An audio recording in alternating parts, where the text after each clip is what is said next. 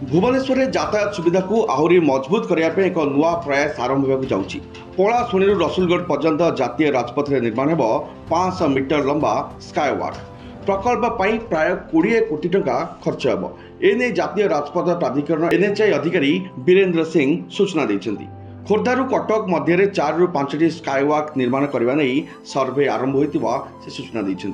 भुवनेश्वर पलाशुणी छकरू रसुलगढ़ पर्यंत यह अंचल सबुले व्यस्त बहुल रही। पलाशुणी छकठार रसुलगढ़ पर्यंत दिन को हजार हजार संख्यार गाड़ी चलाचल करे। रास्तार जावासिया समय पदयात्री मैंने बहु समस्यार सम्मुखीन होती। स्काईवॉक निर्माण हेले पदयात्री मैंने सुरक्षित भाव रास्ता अतिक्रम करेंगे।